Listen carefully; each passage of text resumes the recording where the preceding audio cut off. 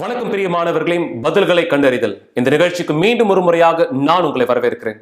ஒருவேளை நீங்க இப்படி யோசிக்கிறவராக இருக்கலாம், என்னுடைய வாழ்க்கை மாறவே மாறாது, அழிக்கப்பட்ட வாழ்க்கை, தரித்திரம், தோல்வி, இதுதான் என்னுடைய வாழ்க்கை.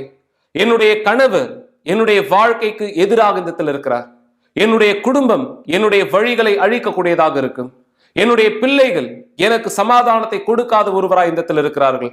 என்னுடைய வாழ்க்கை நிலையானது இந்த தோற்கடிக்கப்பட்டதாய், நிர்மூலமாக்கப்பட்டதாய், பலகீனமானதாய் இருக்கக்கூடியதாக இருக்கிறது என்று பலவிதமான எதிர்மறையான எண்ணங்களால் நீங்க யோசிக்கக்கூடியவராக இருக்கீங்க. என் வாழ்க்கை ஒரு பொழுதும் ஆசீர்வாதமாகவும் சந்தோஷமாகவும் இருக்க முடியாது. ஆனா உண்மையானது நீங்க தெளிவா இந்த புரிந்து கொள்ள மக்களே, உங்களுடைய வாழ்க்கை ஆசீர்வதிக்கப்பட முடியும். தேவன் அவருடைய வல்லமையால் உங்களுடைய வாழ்க்கைக்கு எந்த பதிலை நீங்கள் பெறும்படியாக விரும்புகிறீர்களோ அந்த பதிலில் அவர் உங்களை வழி நடத்த முடியும். விசுவாசிக்கிற அநேக மக்களுடைய வாழ்க்கை ஆசீர்வதிக்கப்பட்டதாய் மாறி இருக்கிறதே, ஆனால் ஏன் உங்களுடைய வாழ்க்கை மாற முடியாது? தேவனுக்கு நீங்கள் அனுமதி கொடுத்தால் தேவன் உங்களுடைய வாழ்க்கையானதை மாற்ற முடியும். எனவே இந்த நிகழ்ச்சிக்குள்ளாக நாம போகிறதுக்கு முன்பாக இந்த நாளினுடைய கேள்வியானதை நாம் இந்த தெரிந்து கொண்டு தேவனுடைய வார்த்தையிலிருந்து அதனுடைய பதிலை பெற்றுக் கொள்வதற்கு முன்பாக நீங்க ஸ்கிரீன்ல பார்க்கிற பிரகாரம் நம்முடைய ஆலயத்தினுடைய வலைத்தளங்களானது Facebook பக்கமானது இருக்கும், யூடியூப் சேனலானது இருக்கும். மேலும் இன்ஸ்டாகிராம் பக்கத்துல விசுவாசத்தினுடைய செய்திகளை ஒவ்வொரு நாளும் நீங்கள் பெற்றுக்கொள்ளும்படியாக இந்த லிங்க்ல நீங்க இந்த தொடர்பு கொள்ளலாம். மேலும் தனிப்பட்ட ஜபங்களுக்கும் ஆலோசனைகளுக்கும் தேவனுடைய வழி நடத்துதலுக்கும் நீங்கள் விரும்புகிறீர்களானால் ஸ்கிரீன்ல பார்க்கிற இந்த தொலைபேசி எண்களை நீங்கள் குறித்து வைத்துக் கொள்ளலாம்.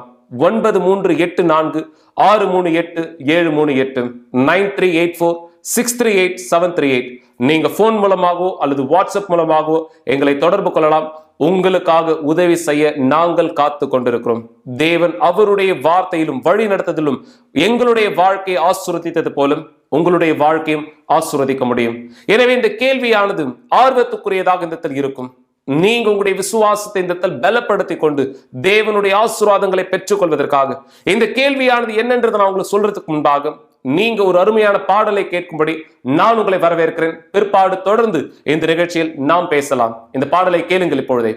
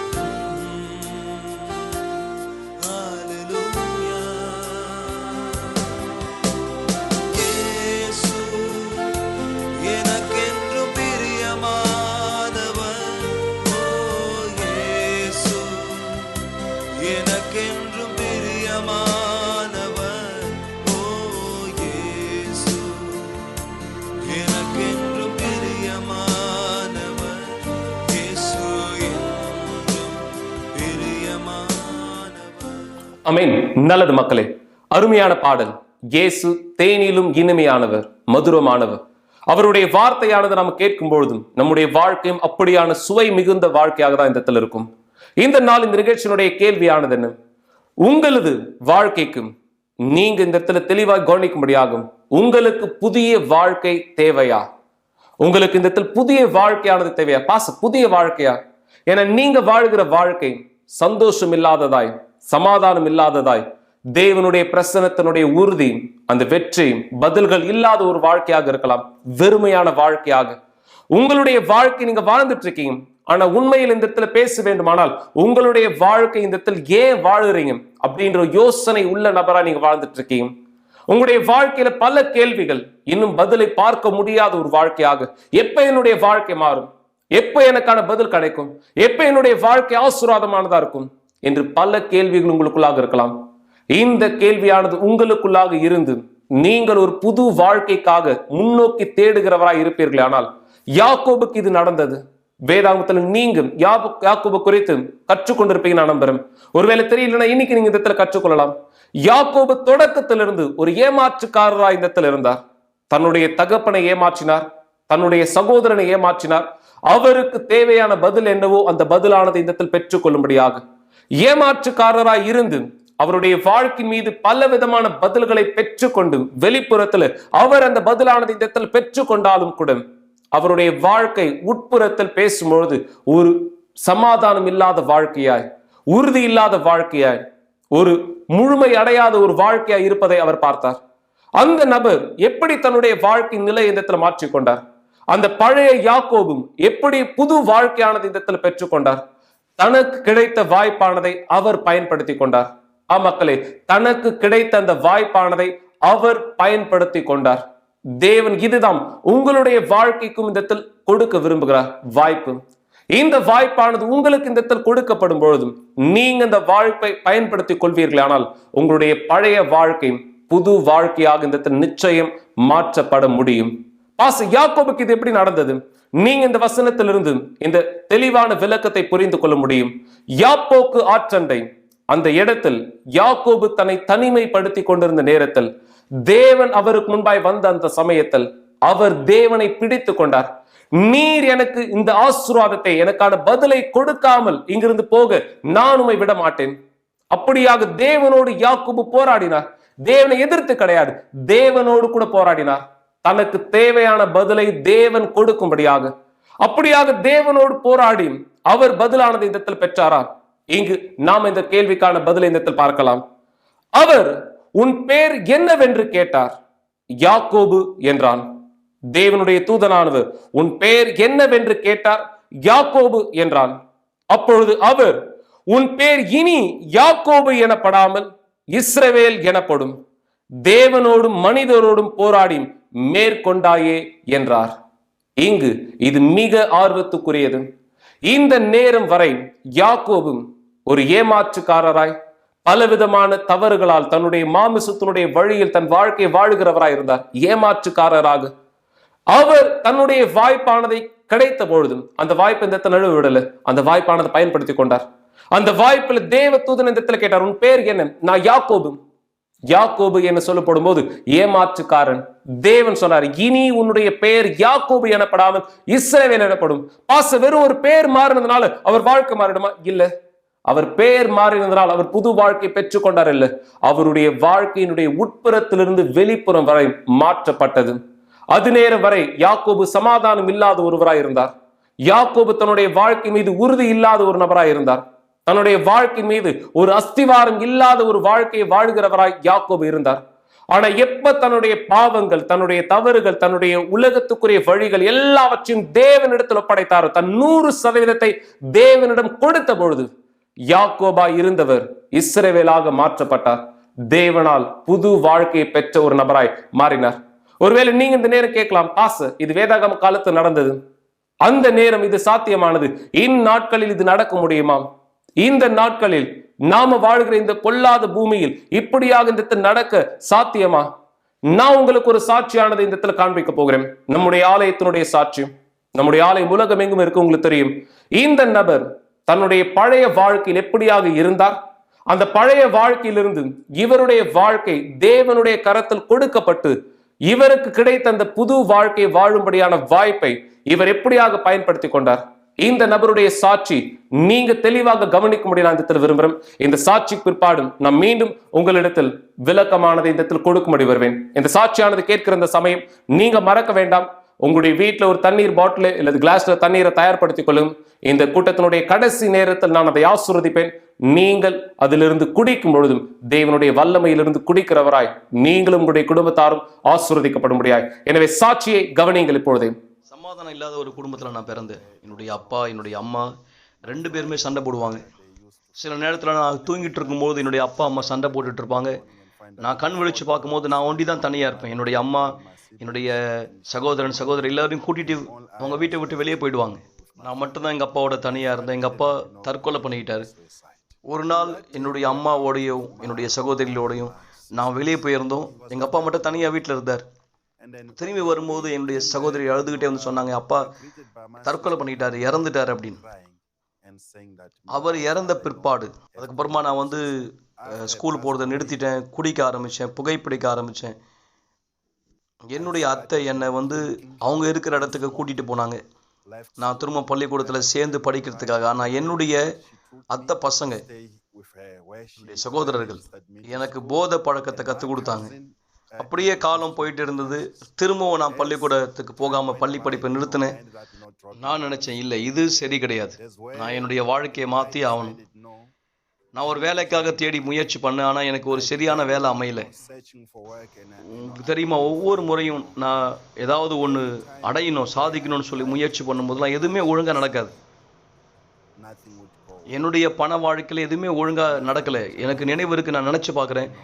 என் உடம்புல ஒரு வியாதி வந்தது. அது என்ன வியாதின்னு கூட என்னால் புரிஞ்சுக்க முடியாத அளவுக்கு எனக்குள்ள என் உடம்புல ஒரு வலி.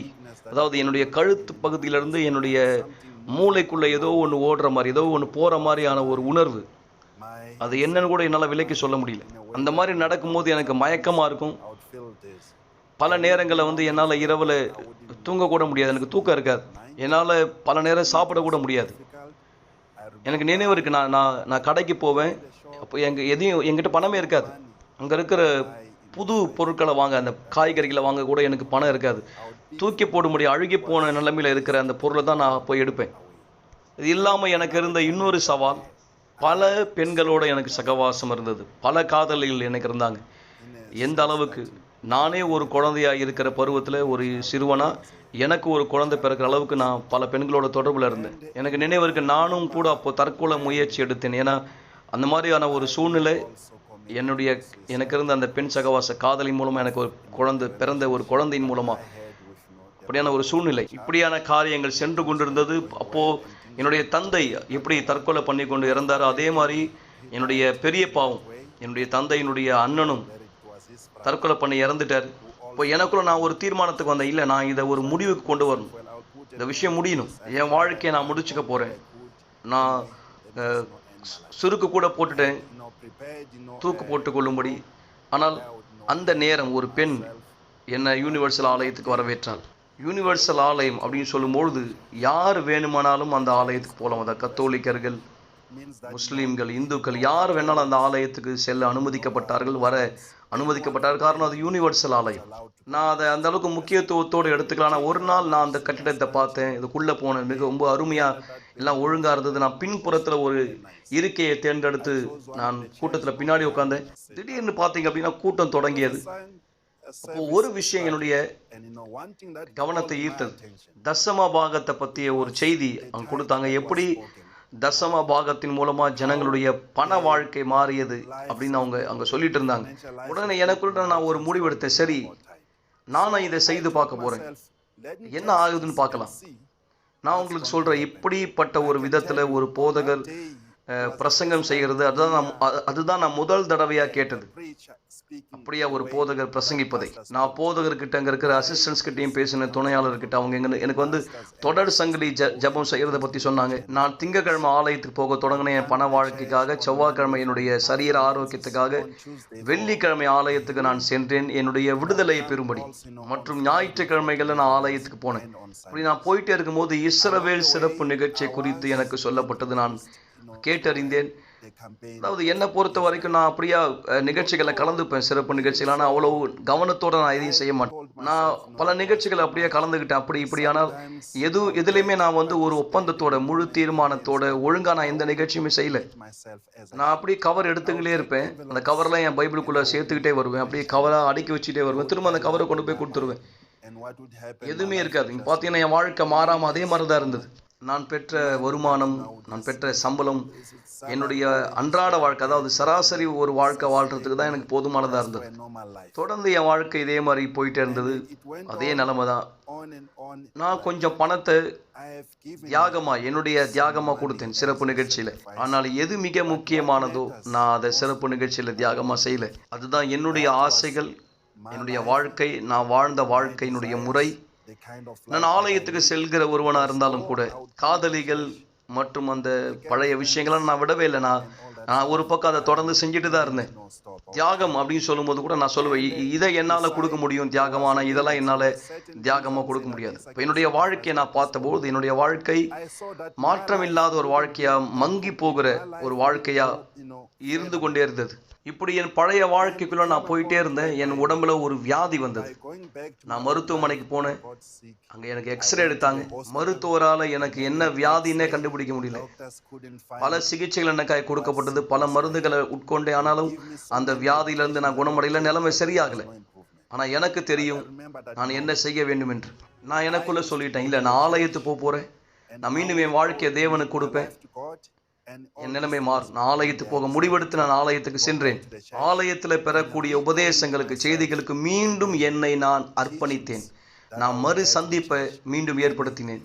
மீண்டும் தொடர் சங்கிலி ஜபங்களை என் ஆர்வத்தோடு இணைத்து கொண்டே நான் ஆலயத்துக்கு திரும்ப போயிட்டு இருந்த சமயம் இஸ்ரவேல் சிறப்பு நிகழ்ச்சி குறித்து எனக்கு சொல்லப்பட்டது.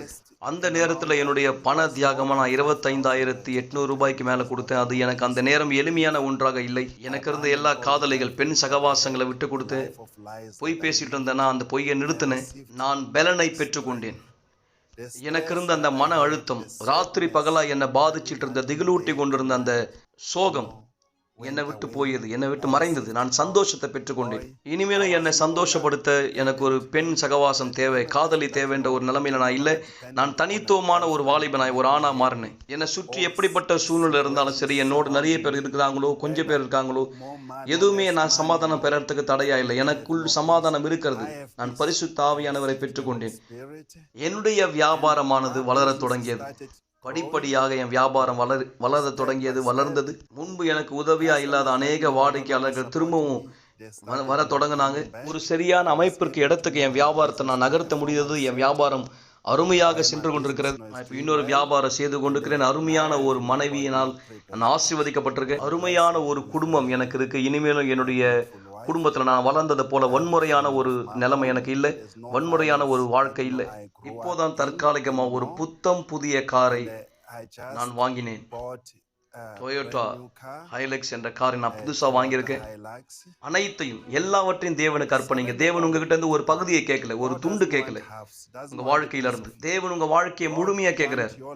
நீங்க உங்களுடைய பொருளாதார பண தியாகத்தை பீடத்து மேல கொண்டு போய் வைக்கிறதுக்கு முன்னாடி கூட, உங்க பண தியாகத்துக்கு முன்பாக கூட உங்க வாழ்க்கையை தேவன்கிட்ட ஒப்படைங்க. உங்க வாழ்க்கையை தேவனுக்கு அர்ப்பணிங்க.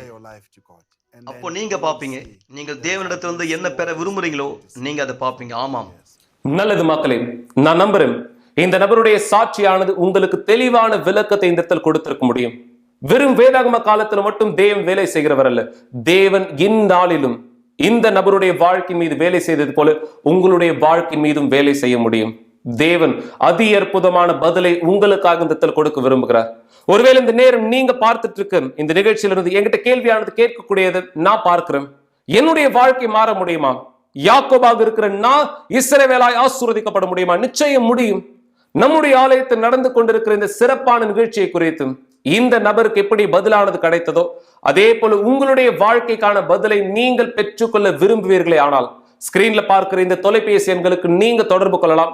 இந்த நிகழ்ச்சி குறித்து அதிகம் தெரிந்து கொள்ள, நம்முடைய ஆலயத்தின் ஆன்லைன் கூட்டங்களில் கலந்து கொள்வது எப்படின்றது நீங்க தெரிந்து கொள்ள, தேவன் உங்களுடைய வாழ்க்கையின் மீது வைத்திருக்கிற திட்டங்கள் என்ன என்று தெரிந்து கொள்ள மட்டுமல்ல, அது உங்களுடைய பதிலாய் நீங்கள் பெற்றுக்கொள்ளும்படியாக. மக்களே, உங்களுடைய வாழ்க்கை பலகீனமானதாய், தோற்கடிக்கப்பட்டதாய், உடைந்து போனதாய், நொறுங்கினதாய் இருக்கலாம். தேவன் அதை புதிதாய் மாற்ற விரும்புகிறார். தேவன் உங்களுக்கு அந்த வாழ்க்கையை புதிய வாழ்க்கையா இந்த இடத்தில் கொடுக்க விரும்புகிறார். இது தேவனுடைய வாக்குத்தத்தத்தில் சொன்னது போல, அவர் சகலத்தையும் புதிதாக்க வந்திருக்கிறேன். இந்த புதியது உங்களுக்கு சொந்தமானதாக இருக்க முடியும். எனவே இந்த நேரம் நான் உங்களை வரவேற்க விரும்புறேன். யார் நீங்க உங்களுடைய பழைய வாழ்க்கையை அழித்து தேவனோட புது வாழ்க்கை தொடங்க தீர்மானம் எடுத்திருக்கீங்களோ, தேவன் உங்களுக்கு உதவி செய்யும்படியாக இந்த ஜெபத்தில் நீங்க என்னோடு கூட இந்த இடத்தில் இணையலாம். தேவன் உங்களையும் உங்களுடைய குடும்பத்தையும் தயார்படுத்த அவருடைய ஆசீர்வாதங்களில் உங்களுடைய வாழ்க்கை வழி நடத்தப்படும்படியாக நான் உங்களோட சொன்ன பிரகாரம் நீங்க தண்ணீரை தயார்படுத்திருக்கீங்கன்னா அந்த தண்ணீரை உங்களுடைய கரங்கள் எடுத்துக்கொள்ளுங்கள். நாம் ஒன்று சேர்ந்து ஜெபிக்கலாம். இது ஜெபத்திற்கான நேரம். கீழே விழுந்து மனம் அழுத்த உள்ளவராய் இருக்கிறீர்களா? வெறுப்படைந்து வேறு வழியே இல்லை என்று நினைத்து கொண்டிருக்கிறீர்களா?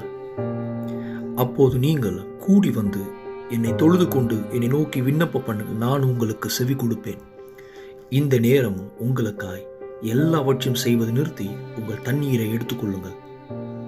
இது ஜெபத்திற்கான நேரம். எங்கள் ஆண்டவராகிய இயேசுவே, என் தெய்வாவியானவரே, இந்த நேரம் இந்த மக்கள் இந்த சாட்சியை கேட்ட பொழுது ஒருவேளை என் தேவனை இது இவர்களால் நம்ப முடியாமல் கூட இந்த இடத்தில் இருக்கலாம். இவருடைய வாழ்க்கை எப்படியாக மாறியது, இவருக்கு எப்படி பதிலானது கிடைத்தது, இதே பிரச்சனை எனக்கு இருக்கிறதே, இதே வலிகள் எனக்கு இருக்கிறதே, அதே கடினங்கள் எனக்கு இருக்கிறதே என்று இவர் தனக்குள்ளாக பல குழப்பத்தின் யோசனைகளை இப்பொழுது யோசித்துக் கொண்டிருக்கலாம். எது உம்மால் முடியாத காரியம், உம்மால் கூடாதது இந்த இடத்தில் எது? நீர் இந்த இடத்தில் சகலத்தையும் செய்ய வல்லமை படைத்த தேவனாக இருக்கிறீர். இந்த நபர்கள் யாரெல்லாம் உம்மை விசுவாசிக்கிறார்களோ, யாரெல்லாம் உம்முடைய பிரசனத்திலிருந்து தன்னுடைய வாழ்க்கையை புதிதாய் மாற்றிக்கொள்ள விரும்புகிறார்களோ, தன்னுடைய முழுமையை இவர்கள் உமக்கானதாய் அர்ப்பணிப்பார்களே ஆனால் உம்மை சார்ந்தவர்களாய் உம்முடைய வழிகளில் உம்முடைய விருப்பத்திலும் முன்னோக்கி செல்கிறவராய் இவருக்கு நீர் இந்த சிறந்த வாழ்க்கையை கொடுக்க விரும்புகிறீர். பல வேதனைகள், பல பிரச்சனைகள், பல குடும்ப சூழ்நிலைகள் இவரை அழும்படியாக செய்கிறது. இரவு நேரங்களில் தூங்க முடியாதபடி இவரை ஆழமான பிரச்சனைக்கு தள்ளக்கூடியதாக இருக்கிறது. தூங்கினாலும் கெட்ட கனவுகள், மரணத்தை குறித்த பயம், பதற்றம், குழப்பம் இவருடைய வாழ்க்கையை அழித்துக் கொண்டிருக்கிறது. அதே பிரகாரம் இவருடைய பொருளாதார வாழ்க்கை மீதும் பிரச்சனையை கடந்து போகிறார். சரீர ஆரோக்கியத்திலும் பிரச்சனைகளை கடந்து போகிறார். குடும்பத்தார் கெட்ட பழக்கத்துக்கு அடிமையாய் இருந்திருக்கிறார்கள். செய்வனைகளால், சாபங்களால் இவருடைய வாழ்க்கையின் எல்லா பக்கங்களும் கதவுகள் அடைக்கப்பட்டது போல இவர் அந்த கடினமான நிலையில் இருக்கிறார். இயேசுவே, நீர் கடந்த காலங்களில் என்ன செய்தீரோ இந்நாளிலும் அதே செய்ய வல்லமையுள்ள தேவன் என்று இவருடைய வாழ்க்கையின் மாற்றத்தின் மூலமாய் நிரூபிக்க இது நேரமாக இருக்கட்டும். இந்த மக்கள் என்னோடு சேர்ந்து ஆசீர்வதிக்கும்படியாய் பிடித்துக் கொண்டிருக்கிற இந்த தண்ணீரை உம்முடைய அக்கினியால் நிரப்பும்படி நான் கேட்கிறேன். இந்த தண்ணீரானது உம்முடைய வல்லமையான ஜீவ தண்ணீராய் ஆசீர்வதிக்கப்படுவதாய் இந்த தண்ணீர் இருந்து குடிக்கிறவர் சரீரத்தின் பலகீனங்கள் இருந்து விடுதலையாக்கப்படட்டும், குணமாக்குதலை பெறட்டும், கெட்ட பழக்கத்தின் ஆவியிலிருந்து விடுதலை பெறட்டும். இந்த தண்ணீரிலிருந்து குடிக்கிற ஒவ்வொருவரும் உம்முடைய வல்லமையால் பழைய வாழ்க்கை அழிக்கப்பட்டு புது வாழ்க்கை தொடங்கும்படியான புது பிறப்பை பெற்றுக்கொள்ள நீர் இந்த தண்ணீரை ஆசீர்வதிக்கும்படி நான் கேட்கிறேன். இயேசுவே, செய்வினைகள், சாபங்கள், பொறாமைகள், கந்துருஷிகள் எல்லாவற்றிலிருந்தும் இந்த மக்களுடைய வாழ்க்கை விடுதலை செய்ய இப்பொழுதே நான் இந்த தண்ணீரை உங்களுடைய ஜீவ தண்ணீராய் ஆசீர்வதிக்கிறேன். இயேசுவின் சர்வ வல்லமையான பெயரால் உங்களுடைய கரங்களில் இருக்கிற தண்ணீர் ஆசீர்வதிக்கப்பட்டிருக்கிறது. மக்களே, நீங்கள் உங்களுடைய விசுவாசத்தினால் இந்த தண்ணீர் இருந்து குடிக்கலாம். அதே பிரகாரம் உங்களுடைய குடும்பத்தாருக்காகவும் நீங்கள் இந்த தண்ணீரை இந்த பகிர்ந்து கொடுக்கலாம். இயேசுவின் பெயரால் இப்பொழுது தண்ணீரிலிருந்து குடியுங்கள்.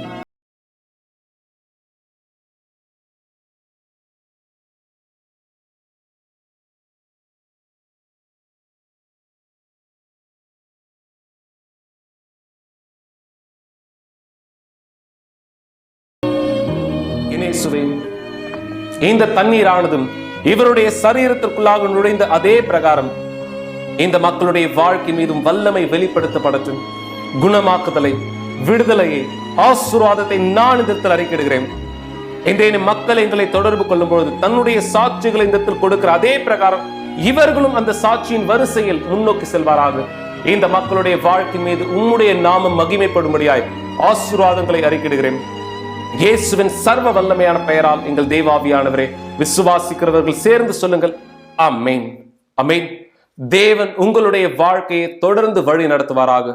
நிச்சய மக்களே, நீங்க ஒருவேளை அழிக்கப்பட்ட வாழ்க்கை வாழ்கிற யாக்கோபாக இந்த இருக்கலாம். ஆனா தேவன் உங்களுக்கு புது வாழ்க்கையை கொடுக்க விரும்புகிறார்.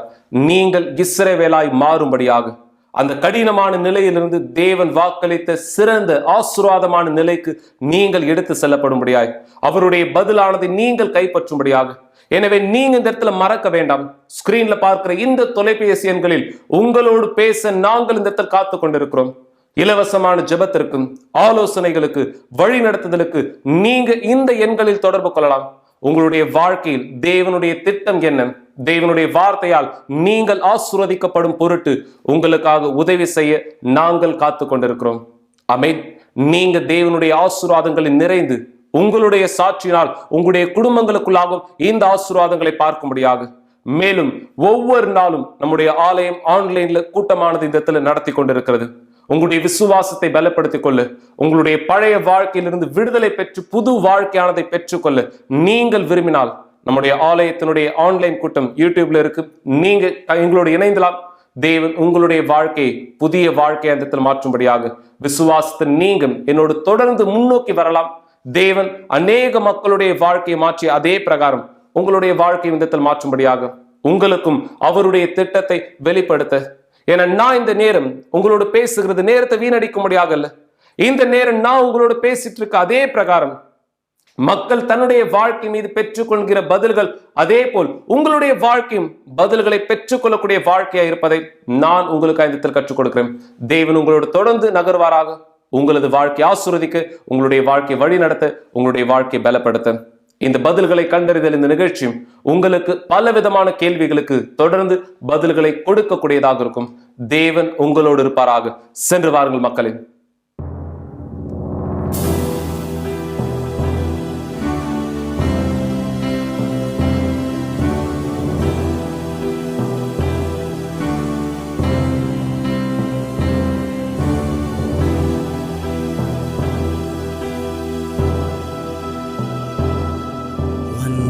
The sun will not shine in the sky, and many will say it has faded away in darkness.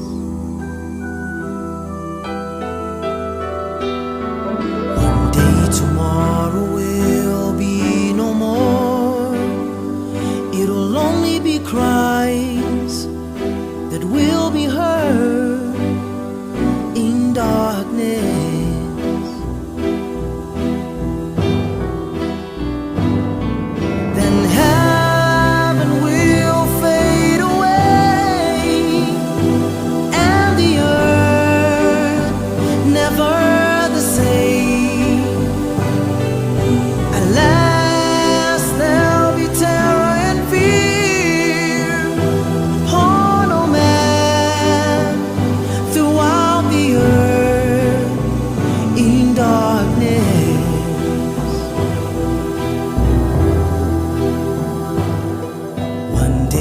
Those who leave you without God will weep and will grieve in darkness.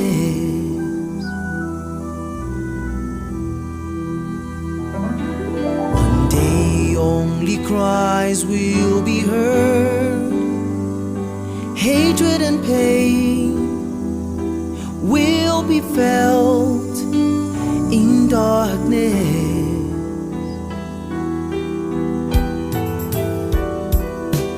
The sea will surpass the shore, judgment on all, the great and small. The sound of the cries of fear will spread throughout because of pain in darkness.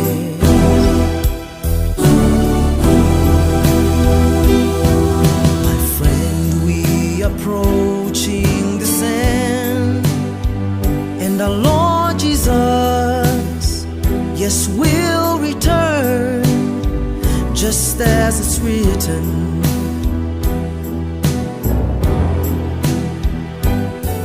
There's no better day than today to give your life to the Lord Jesus, who your heart.